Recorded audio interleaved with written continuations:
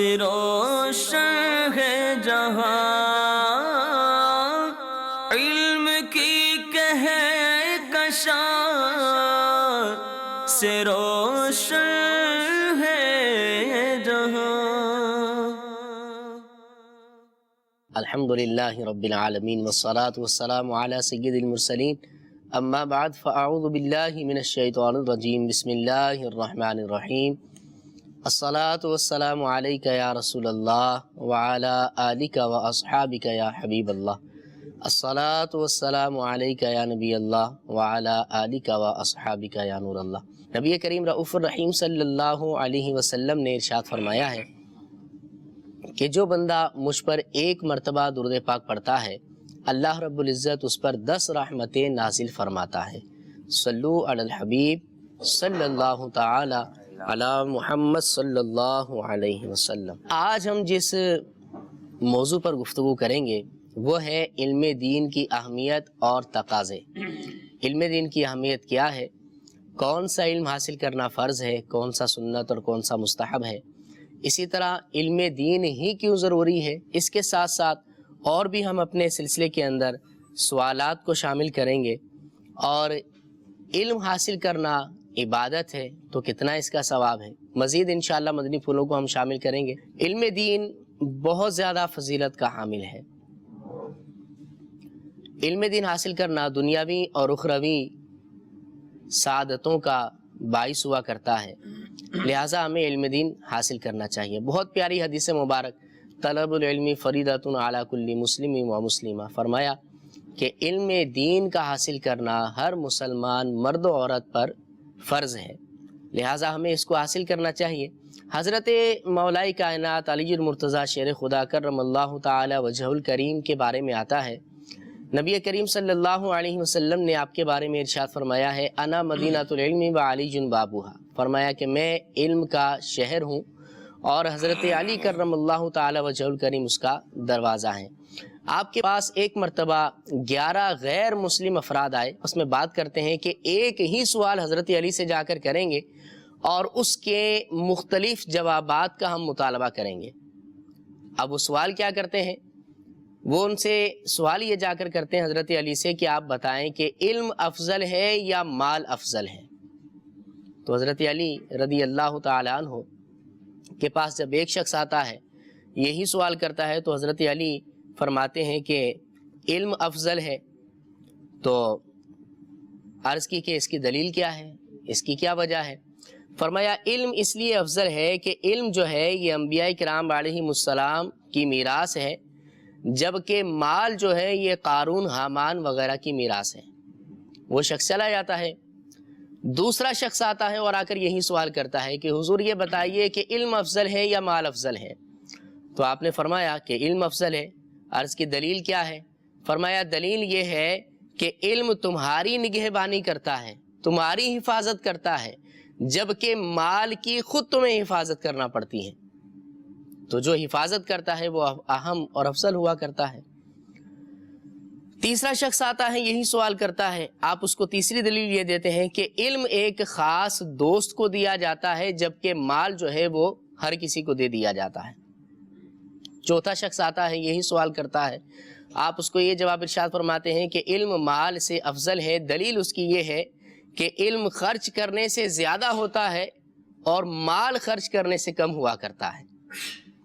پانچواں شخص آتا ہے تو وہ بھی یہی سوال کرتا ہے، آپ اس کو یہ بھی ارشاد فرماتے ہیں کہ علم ہی افضل ہے، دلیل یہ دیتے ہیں کہ صاحب علم ہمیشہ بزرگی اور عظمت سے یاد کیا جاتا ہے، جبکہ صاحب مال کنجوس وغیرہ کے القابات کے ساتھ یاد کیا جاتا ہے۔ چھٹا شخص آتا ہے، وہ بھی یہی سوال کرتا ہے، آپ اس کو یہی جواب ارشاد فرماتے ہیں، دلیل کے طور پر کہتے ہیں کہ روز محشر مالدار سے ایک ایک پیسے کا حساب ہوگا، جبکہ صاحب علم لوگوں کی شفاعت کر کے ان کو جنت میں داخل کروا رہا ہوگا۔ اس لیے علم جو ہے وہ مال سے افضل ہے۔ ساتواں شخص آتا ہے تو وہ بھی یہی سوال کرتا ہے، آپ اس کو یہی جواب دیتے ہیں، دلیل یہ دیتے ہیں کہ مالدار جب مر جاتا ہے تو اس کا تذکرہ بھی ختم ہو جاتا ہے، جبکہ صاحب علم جب دنیا سے جاتا ہے تو اس کے علم کے واقعات، اس کے تذکرے جو ہے وہ باقی رہا کرتے ہیں۔ آٹھواں شخص آ کر جو ہے وہ سوال یہی کرتا ہے تو اس کو دلیل یہ دیتے ہیں کہ مالدار کے دشمن زیادہ ہوا کرتے ہیں جبکہ صاحب علم کے دوست زیادہ ہوا کرتے ہیں، اس لیے مال افضل ہے۔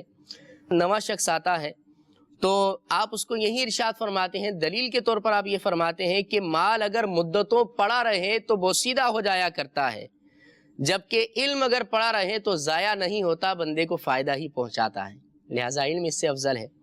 10واں شخص آتا ہے تو آپ اس کو یہی ارشاد فرماتے ہیں، حضرت علی کہتے ہیں کہ مال سے دل سخت ہوتا ہے اور علم سے دل روشن ہو جایا کرتا ہے، لہٰذا علم جو ہے مال سے افضل ہے۔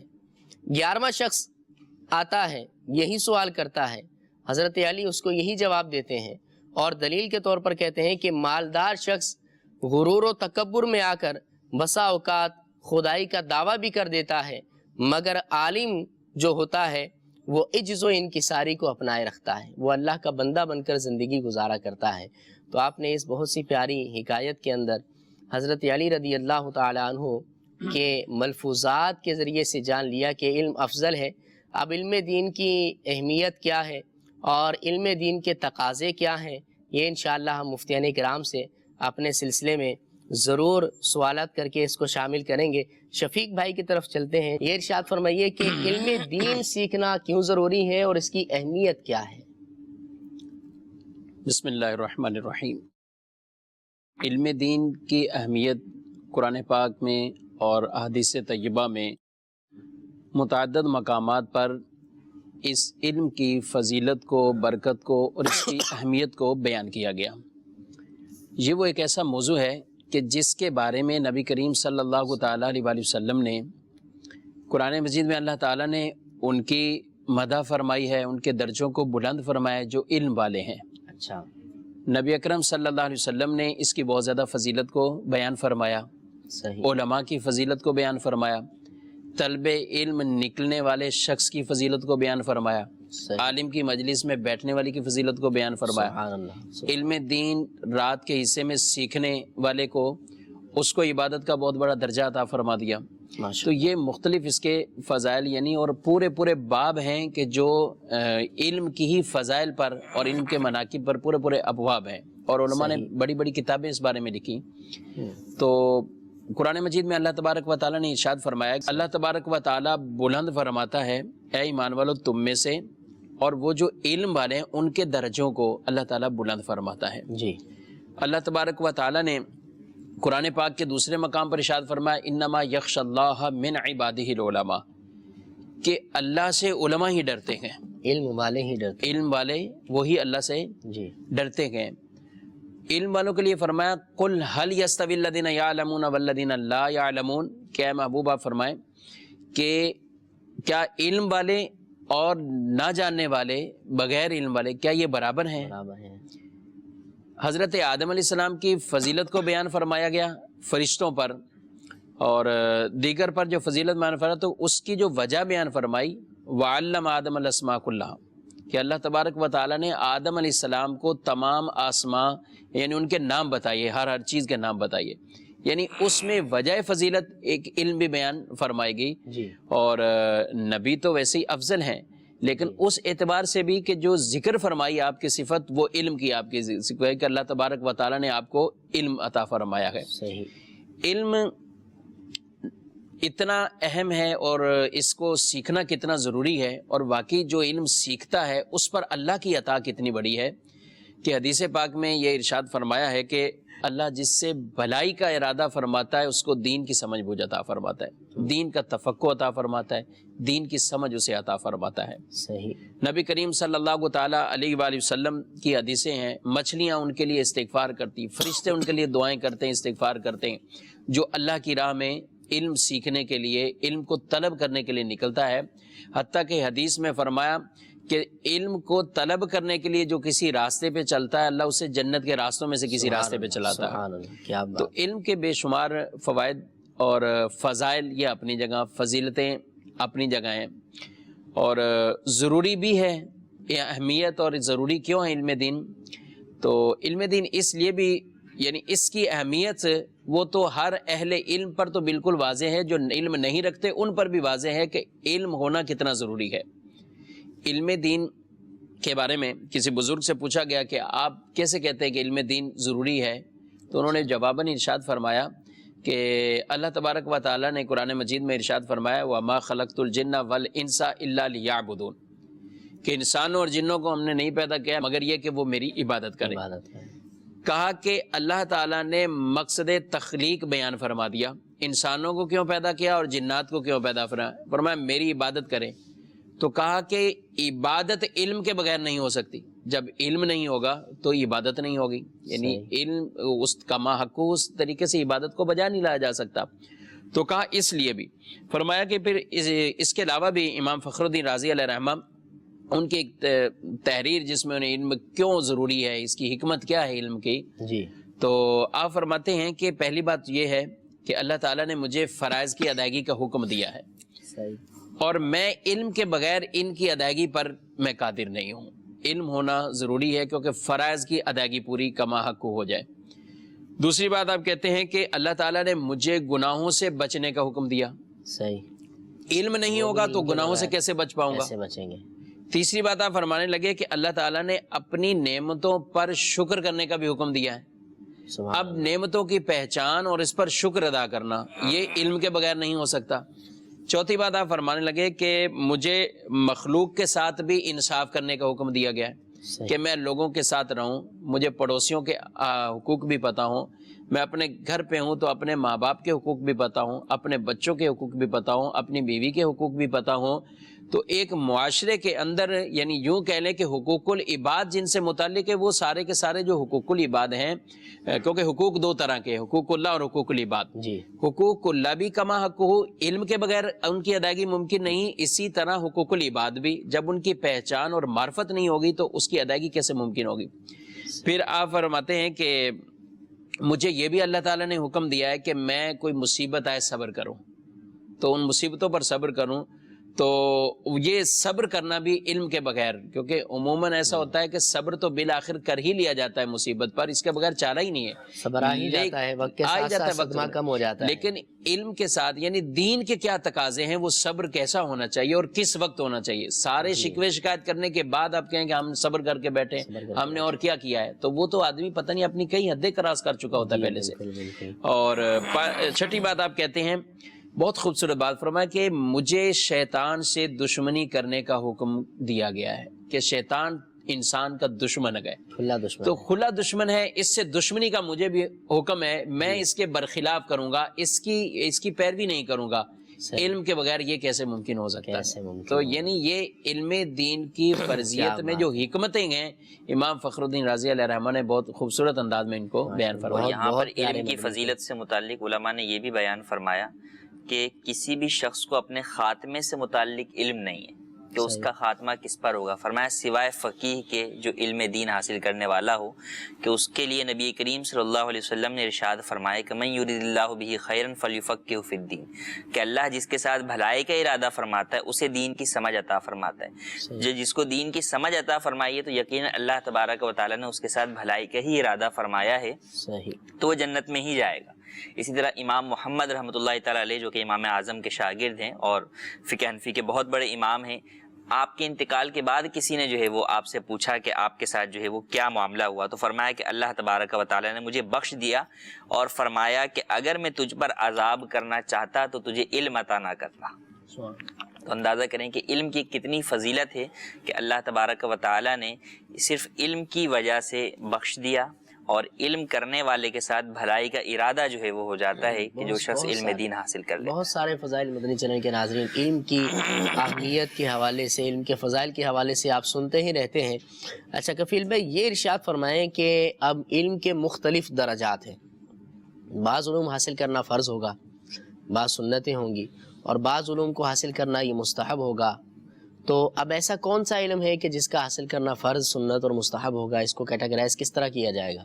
بالکل یہ جاننا ضروری ہے، جیسے حدیث مبارکہ بھی ابتدا میں بیان کی گئی کہ طلب العلم فریضۃ علی کل مسلم، کہ ہر مسلمان پر جو ہے وہ علم کا حاصل کرنا فرض ہے۔ آج کل ہم دیکھتے ہیں کہ یہ حدیث مبارکہ جو ہے وہ اسکولوں میں یا دیگر جگہوں پر ہمیں لگی ہوئی نظر آتی ہے، اور شاید لوگ یہ باور کرانے کی کوشش کرتے ہیں کہ جناب یہ علم بھی وہ ہے کہ جس کا فرض کرنا حدیث میں کہا گیا۔ حالانکہ جو فرض علم دین ہے، جس کا سیکھنا فرض ہے، وہ دین کا ہے۔ جی میں اور اسی طرح پھر آ رہا تھا سوال کی طرف۔ دین میں بھی، دین کے علم میں بھی کئی جو ہے وہ کیٹیگریز ہیں، کس کا سیکھنا فرض ہے، کس کا فرض عین ہے، کس کا فرض کفایہ ہے۔ صحیح۔ جیسے سب سے پہلے ایک مسلمان کے لیے، اور اس حدیث مبارک کی شرح میں بھی علماء نے بیان فرمایا کہ اس حدیث میں جو علم کی طلب ہے، یہاں سے علم عقائد مراد ہے، کہ ضروریات دین کا علم ہونا یہ ایک مسلمان پر فرض عین ہے سب سے پہلے، کیونکہ عقیدہ درست نہیں ہوگا تو کوئی عمل ہی کسی کام کا نہیں ہوگا، سارے اعمال کی بنیاد ہی جو ہے وہ عقائد کے اوپر ہے۔ تو سب سے پہلے یہ ضروری ہے کہ بندہ اللہ تبارک و تعالیٰ کی وحدانیت اور اللہ تبارک و تعالیٰ کی ذات و صفات سے متعلق عقائد اپنے درست کرے اور اس سے متعلق علم دین حاصل کرے، نبی کریم صلی اللہ علیہ وسلم کی رسالت سے متعلق علم حاصل کرے، فرشتوں سے متعلق، کتاب آسمانی کتابوں سے متعلق الغرض جو بھی ضروریات دین ہیں ان کا سیکھنا یہ سب سے پہلے فرض عین ہے۔ صحیح۔ اب اس کے بعد جو دوسرا درجہ آتا ہے فرض عین میں ہی، فرض عین میں بھی درجے ہیں، سب سے پہلا درجہ جیسے عقائد کا بیان کر دیا، اب اس کے بعد اعمال کا درجہ آتا ہے۔ صحیح۔ اعمال میں اب کس کس کا سیکھنا فرض ہوگا؟ جو جو چیزیں بندے پر واجب ہوتی چلی جائیں گی، جب بالغ ہونے کے قریب آ رہا ہے تو اب نماز کو سیکھنا فرض ہوگا، مال جب اس کے پاس آ رہا ہے تو زکوٰۃ کو سیکھنا فرض ہوگا، جب خرید و فروخت کے لیے جائے گا تو اس سے متعلق احکام سیکھنا فرض ہوگا۔ تو جو چیزیں اس کے زندگی میں ساتھ ساتھ آتی جائیں گی، جن چیزوں کی طرف بڑھتا چلا جائے گا، اور چونکہ مکلف جب ہو جائے گا، بالغ ہو جائے گا، تو تمام شریعت کے احکام اس کی طرف لاگو ہوں گے، تب اس پر وہ ضروری ہوگا کہ ہر کام شریعت کے حکم کے مطابق کرے، جس چیز سے شریعت نے منع کیا اس سے دور ہو جائے، اور یہ کس کے ذریعے سے ہوگا؟ یہ علم دین کے ذریعے سے ہی حاصل ہو سکے گا۔ تو یہ ضروری ہے۔ پھر علماء نے فرمایا کہ یہ تو ہے کہ انسان کے ظاہری فقہی اعمال کا حکم، فرمایا اس سے بھی پہلے اگر دیکھا جائے تو انسان کے دل کا معاملہ ہے، کہ باطنی اعتبار سے جو امراض ہیں ان کا علم حاصل کرنا، کہ ان سے بچا کس طرح جائے، ان میں سے کون سی بیماری کیا ہے، کون سا گناہ کیا ہے، جیسے بدگمانی ہے، ریاکاری ہے، اور یہ جتنی چیزیں دل کے معاملات ہیں، تو اب ان کا، کیونکہ یہ تو شروع سے ہی پیدا ہو جائیں گی نا، نماز زکوٰۃ تو اس وقت آئے گی جب مال آئے گا، لیکن جب بندہ بالغ ہوگا تو دل تو اپنا کام جو ہے وہ کرے گا، تو اب شیطان دل کے اندر جو ہے وہ ریاکاری کی بھی جو ہے وہ آفت ڈالے گا، عجب کی بھی آفت ڈالے گا، تکبر کی بھی آفت ڈالے گا۔ اب ان چیزوں سے بچنے کے لیے بندے کو علم دین حاصل کرنا ہوگا کہ کیا چیز تکبر میں شامل ہے اور میں اس سے بچ کس طرح سکوں گا، تو فرمایا کہ یہ ضروری ہے۔ تو یہ تو ہو گیا پہلا فرض عین، اور پھر اس میں بھی ہم نے کیٹیگری بیان کر دی۔ فرض عین سے کیا مراد ہے؟ اس کو تھوڑا فرض عین سے مراد یہ کہ ہر ایک پر لازم ہے، ہر مسلمان پر لازم ہے جو بالغ ہے، عاقل ہے۔ اچھا۔ دوسرا درجہ آتا ہے فرض کفایہ کا، کہ اگر بعض لوگ کر لیں تو بقیہ سے ساکت ہو جاتا ہے۔ اس کی مثال عام یوں سمجھ لیں کہ 5 نمازیں تو فرض عین ہے، ہر بندے کے اوپر پڑھنی ہے، لیکن نماز جنازہ فرض کفایہ ہے، کہ اگر کوئی بھی چند افراد بھی پڑھ لیتے ہیں یا ایک بھی فرد پڑھ لیتا ہے تو بقیہ افراد سے وہ فرض ساکت ہو جاتا ہے، وہ گناہگار نہیں ہوتے، لیکن اگر کوئی بھی نہیں پڑھے گا تو سب گناہگار ہوں گے۔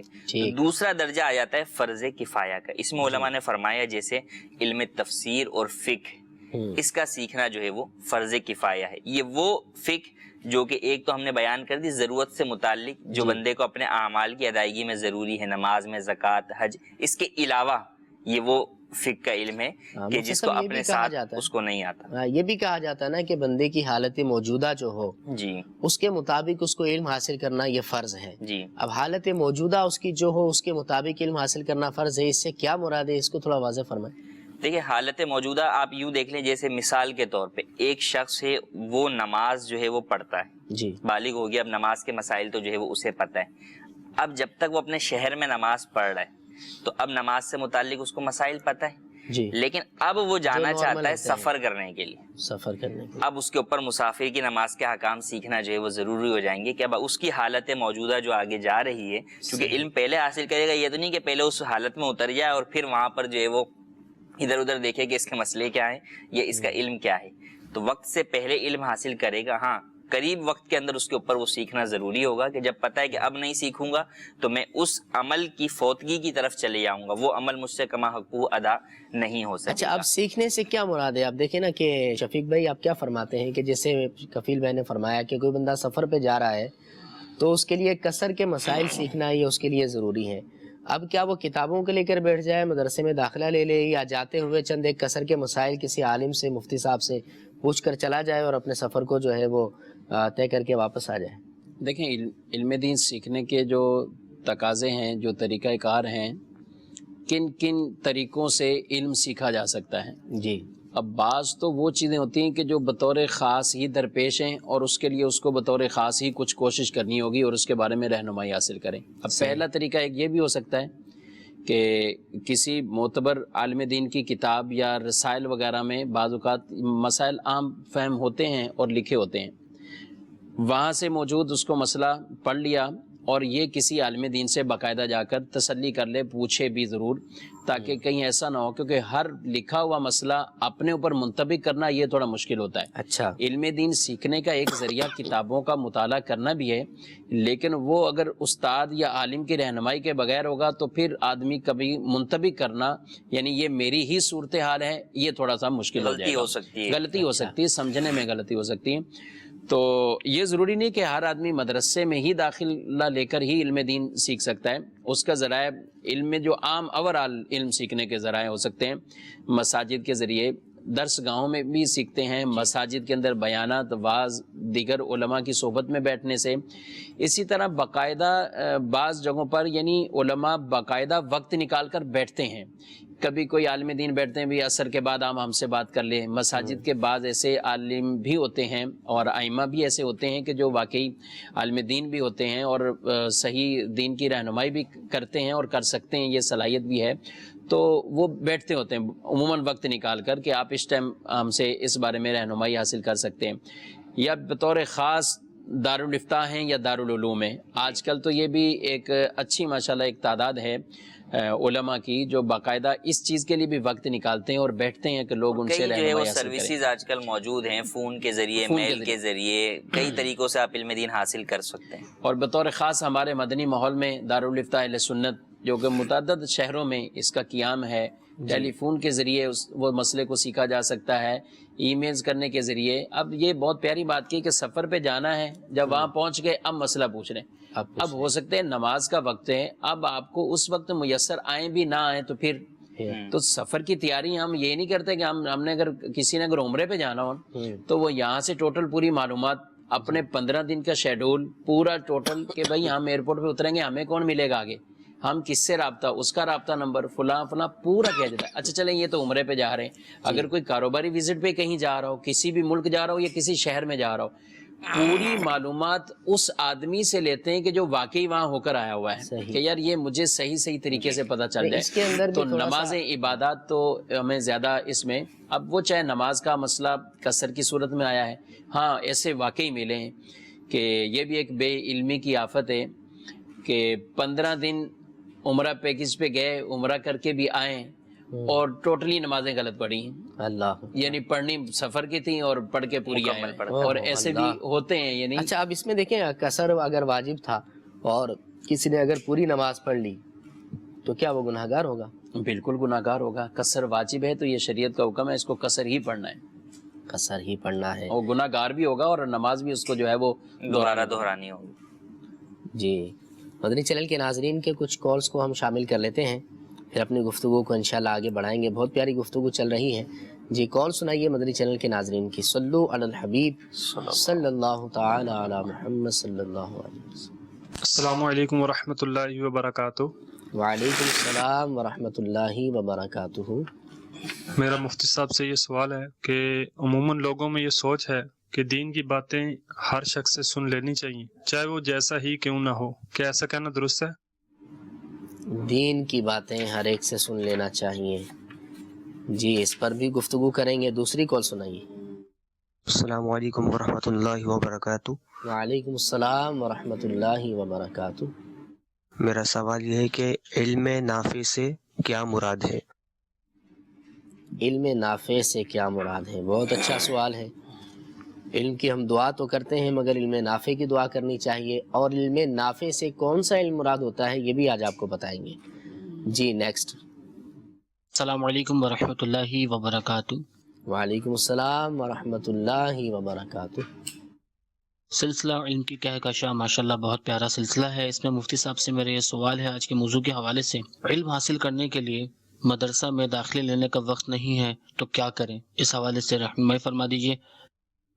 جی، مدرسے میں داخلے لینے کا وقت نہیں ہے تو کیا کرنا چاہیے؟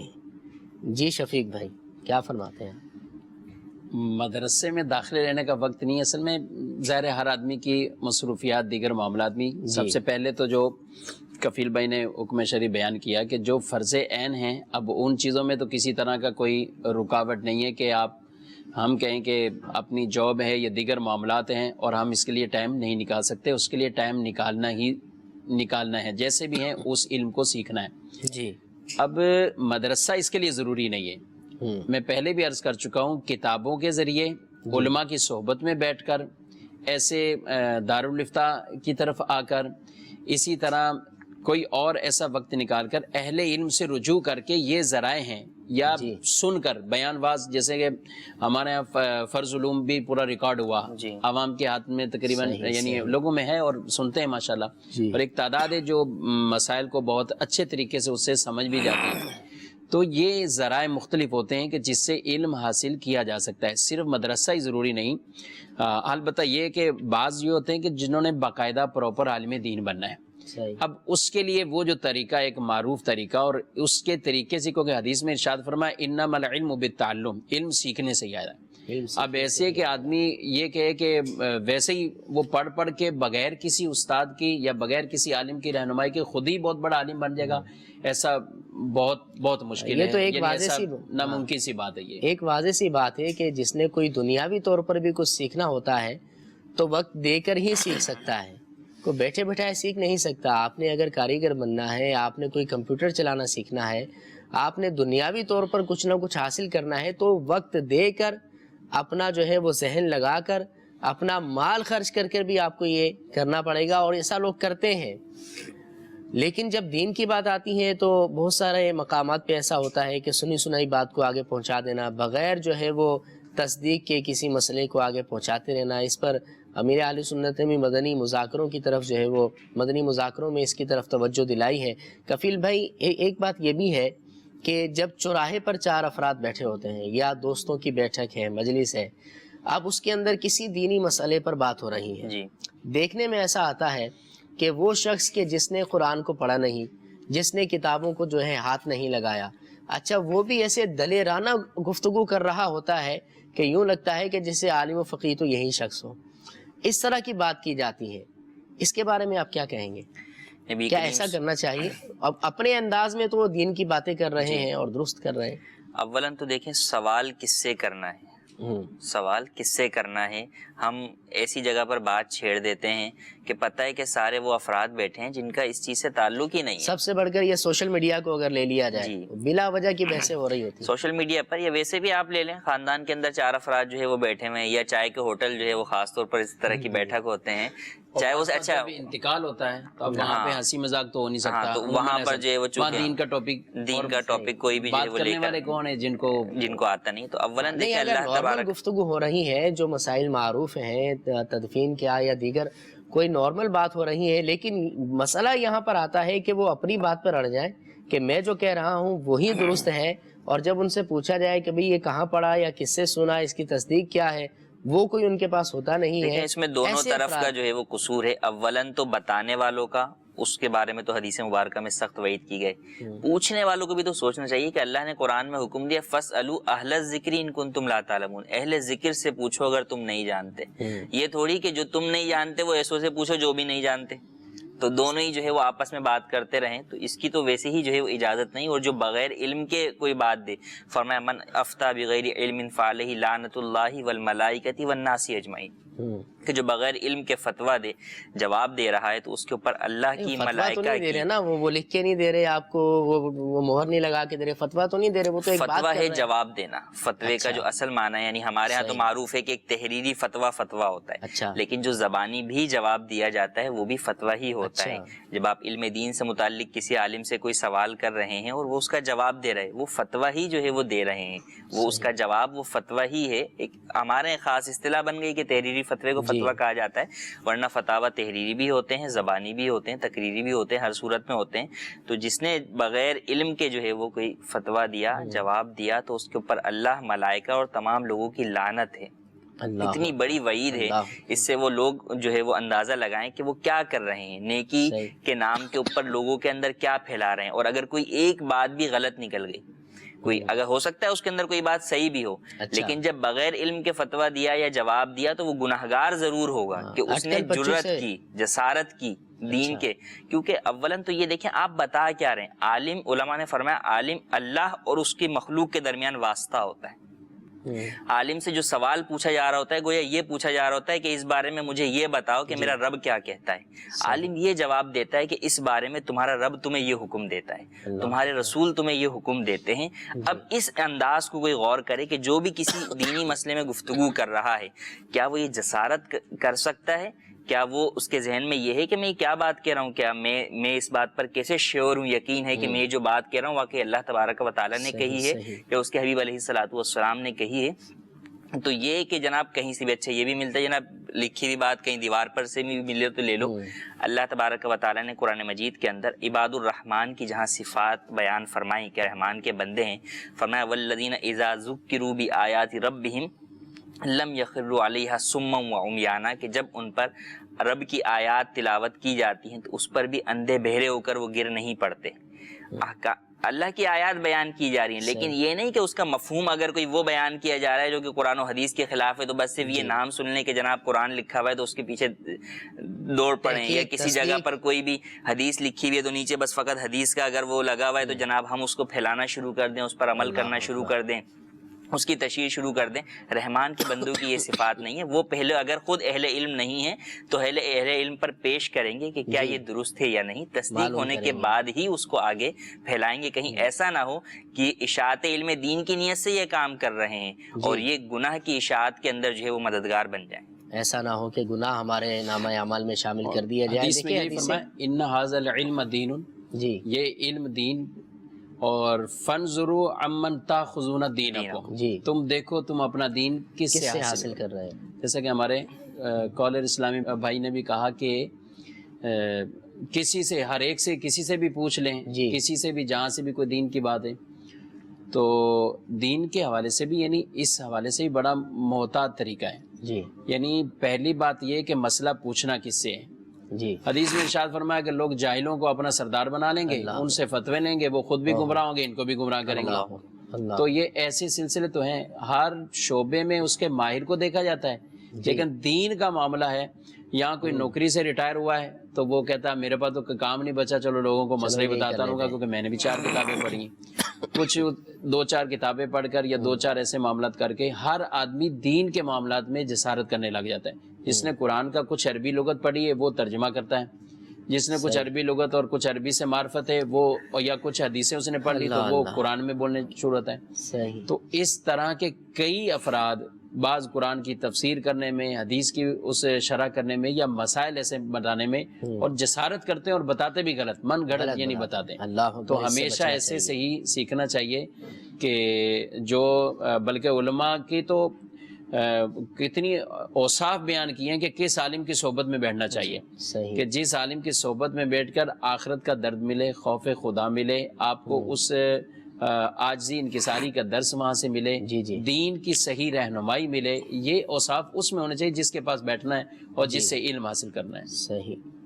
تو یہ بہت پیاری باتیں ہمارے سلسلے میں ہو رہی ہیں. یاد رکھیے ہمارا اسلام ایک مکمل ضابطۂ حیات مذہب ہے.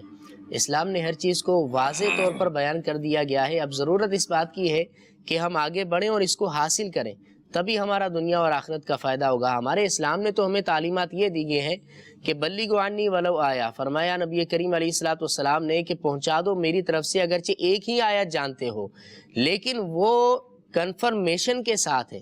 ہم جو گفتگو کر رہے ہیں بغیر تحقیق، بغیر تصدیق کے سنی سنائی بات کو آگے پہنچا دینا، اس پر بات ہو رہی ہے. لیکن اگر آپ نے کسی سنی عالم دین سے سنا ہے، اگر آپ نے کسی معتبر کتاب میں پڑھا ہے تو آپ اس کو آگے دے سکتے ہیں. امیر اہل سنت نے بھی کچھ عرصہ قبل مدنی مذاکرے کے اندر اس کی طرف توجہ دلائی تھی کہ یہ جو سوشل میڈیا پر یا اپنا SMS وغیرہ چلا کرتے ہیں موبائل پر، بغیر کسی عالم کی تصدیق کے آگے فارورڈ نہ کیے جائیں، اور مختلف جو ہے وہ باتیں ہوا کرتی ہیں، اور اس سے ہمیں بچنا چاہیے۔ البتہ جب 100% آپ کو یقین ہو کہ میں نے یہ وہاں جگہ پڑھ لیا ہے اور کسی مفتی سے پوچھ لیا ہے، کسی عالم سے معلوم کر لیا ہے، تو پھر آپ یقیناً آگے کر سکتے ہیں، اور یہ دین کا اور اسلام کا حسن ہے تاکہ ہم تصدیق شدہ باتوں کو ہی آگے پہنچائیں۔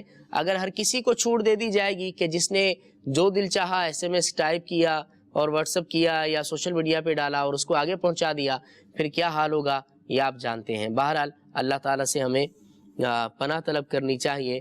علم نافع سے کیا مراد ہے؟ یہ بھی ایک سوال تھا۔ علم نافع یہ کہ نبی کریم صلی اللہ تعالیٰ علیہ وآلہ وسلم نے ایسے علم سے پناہ مانگی ہے جس کا نفع نہ ہو۔ اچھا، تو اب نفع علم نفع کس حالت میں؟ نفع اس صورت میں، لیکن علم جو ہے اس کے دو طرح کے نفع ہوتے ہیں۔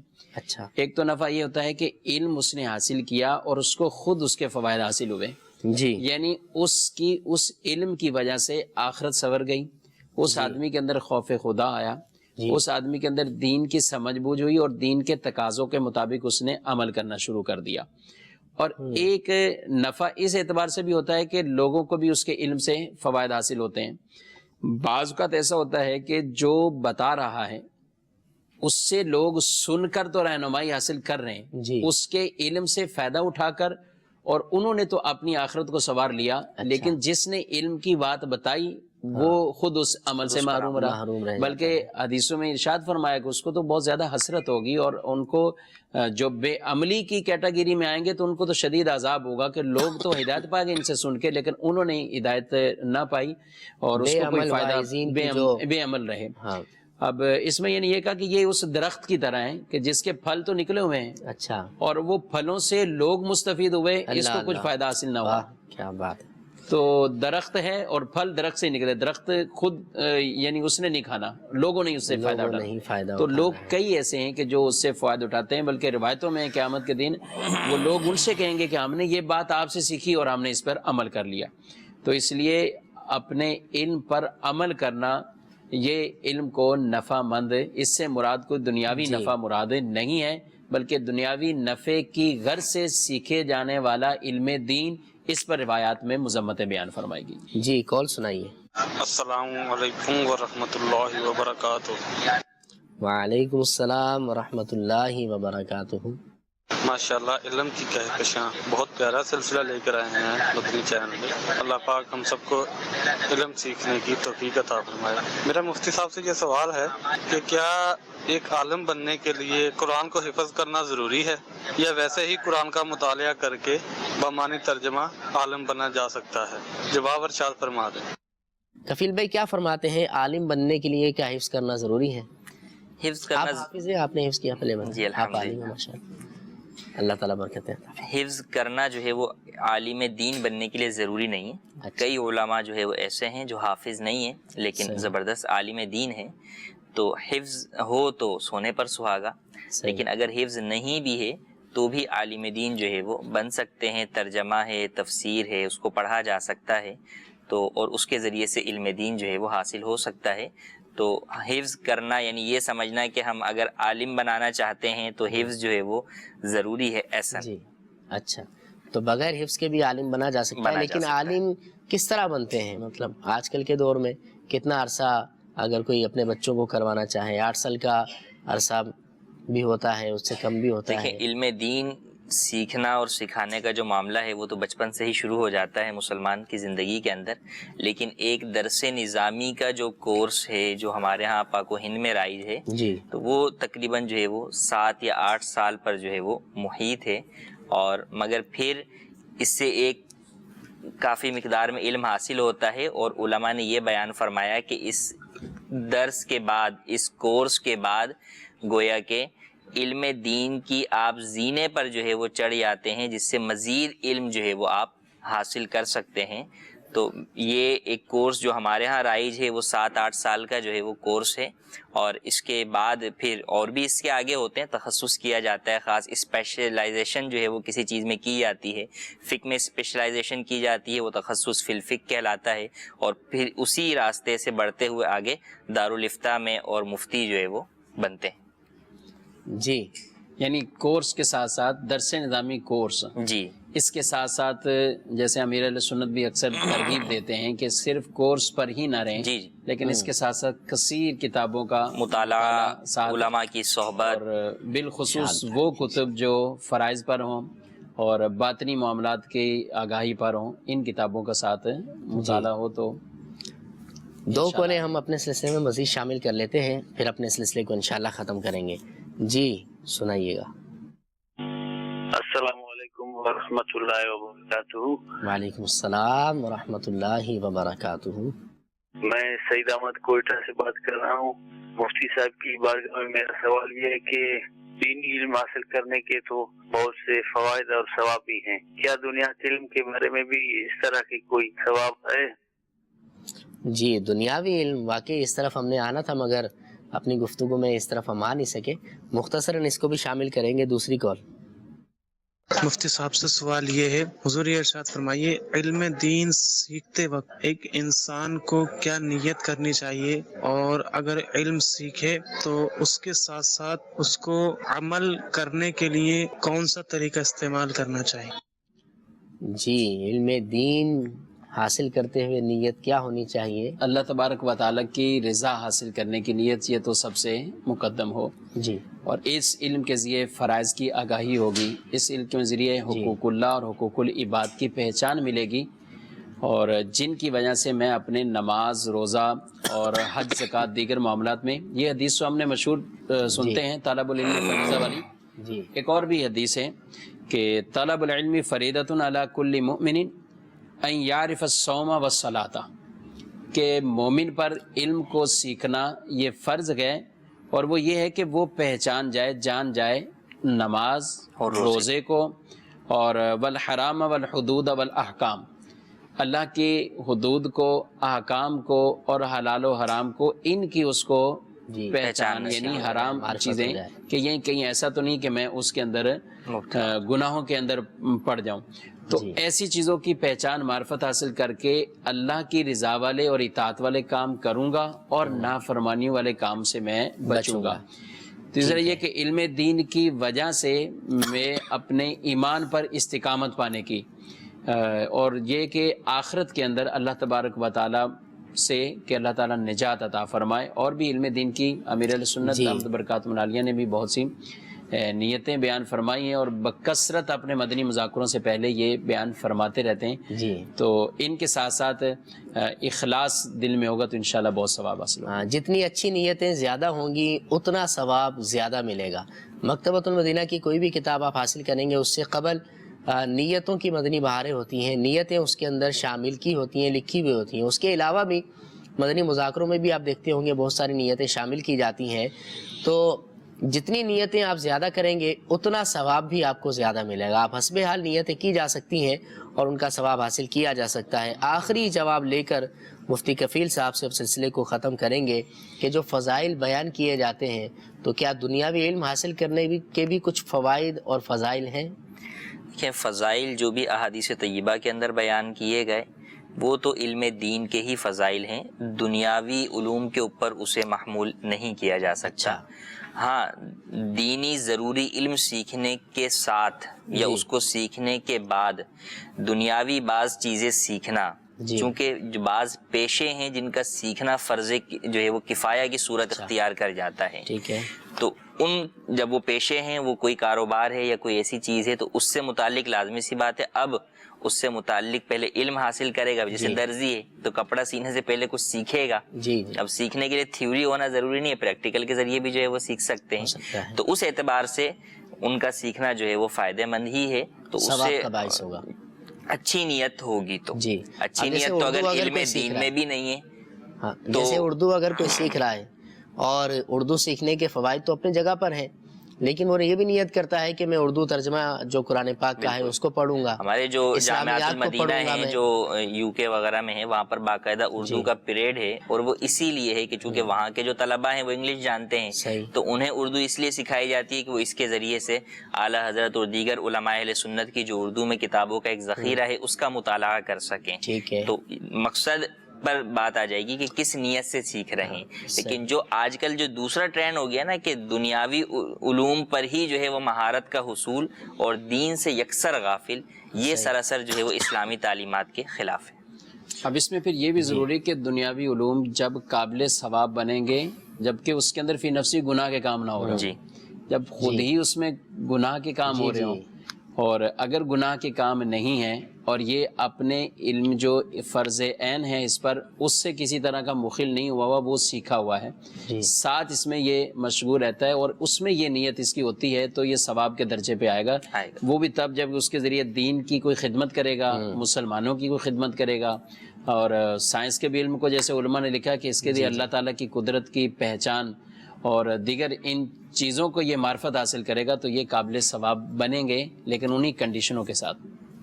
جی بالکل. دنیاوی علوم کسی جو ہے وہ دینی کام کے لیے ممد و معاون ثابت ہوتے ہیں تو ان کو حاصل کرنا اگر اچھی نیت سے ہو تو ثواب کا باعث ہو سکتا ہے. جو بنیادی علوم ہے، نماز کا علم حاصل کرنا ہے، وضو کا علم حاصل کرنا ہے، اسی طرح تلاوت قرآن کا علم حاصل کرنا ہے، جو بنیادی علوم ہے وہ سیکھنا ہر مسلمان کی ذمہ داری ہے. اگر آپ علم دین کی آشنائی کو حاصل کرنا چاہتے ہیں تو میں آپ سے عرض کروں گا دعوت اسلامی کے مدنی ماحول سے وابستہ رہیں، مدنی قافلوں میں سفر کریں، مدنی مذاکرے کو لازمی دیکھیں اور اسی طرح مدنی چینل کو دیکھتے رہیں، اس کی دعوت کو عام کریں. انشاءاللہ دین و دنیا کی بے شمار و بے حساب برکتیں حاصل کی جا سکتی ہیں. اللہ رب العزت ہمارے آج کے سلسلے کو قبولیت کا درجہ عطا فرمائے. جو غلطی کوتاہی ہو گئی ہو رب کائنات اپنی رحمت کاملہ سے معاف فرمائے. آمین بجاہ النبی الامین. صلو علی الحبیب صلی اللہ تعالی علی محمد صلی اللہ علیہ وسلم. علم کی کہکشاں سے روشن ہے جہاں،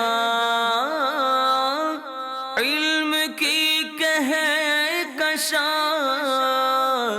سے روشن